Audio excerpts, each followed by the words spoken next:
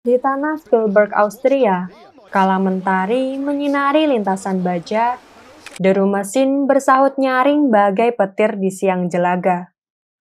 Maverick Viñales, sang penunggang kuda besi Yamaha, melaju bagai anak panah menerjang waktu tanpa jeda. Namun siapa sangka, rem depannya berdusta.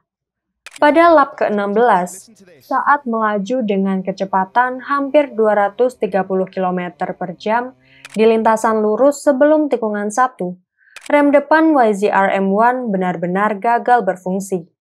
Tak menggigit, tak menggenggam. Hanya sunyi yang tersisa. Seperti tali kendali yang putus dalam arus deras bahaya, nyawa Viñales terombang tak terkendali di antara dua dunia. Antara tetap bertahan dan menghantam pagar pembatas, atau melompat demi menyelamatkan diri. Dan dengan insting yang tajam dan refleks luar biasa, Viñales melompat dari motornya, memeluk gravel penuh luka.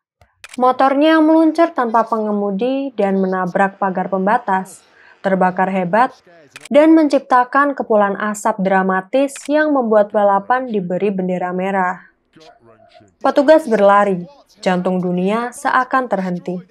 Namun Viñales bangkit bagai pejuang dari puing mimpi. Tubuh memar namun ambisi hidup tetap menyala.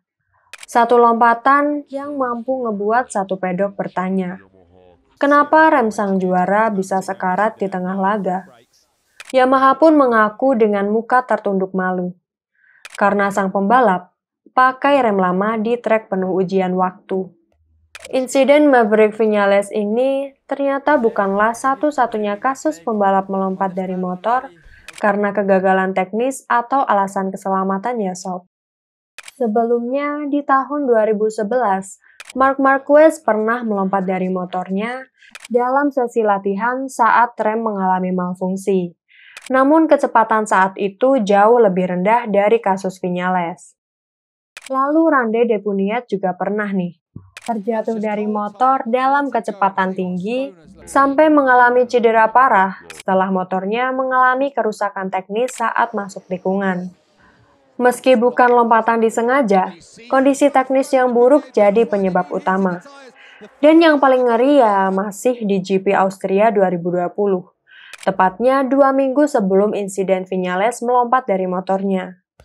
Waktu itu, Morbidelli dan Zarco juga mengalami kecelakaan horor di Red Bull Ring, di mana motor mereka sampai terbang melintasi lintasan dan hampir menghantam Valentino Rossi dan Viñales sendiri. Bahkan pembalap yang dijuluki The Doctor pun mengakui, jika kejadian ini merupakan insiden paling mengerikan yang pernah ia alami di sepanjang karirnya di dunia MotoGP. So, menurutku sih, balapan bukan hanya tentang siapa tercepat, namun juga tentang nyali saat maut melengos dekat. Bahkan dengan teknologi tercanggih pun, tak akan pernah menghilangkan unsur resiko, karena pembalap tetaplah manusia yang memiliki batas antara kecepatan dan keselamatan.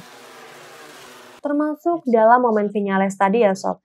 Aksinya bukan hanya sekedar tontonan nekat, melainkan juga feeling bertahan hidup dalam hitungan milidetik saat motor melesat.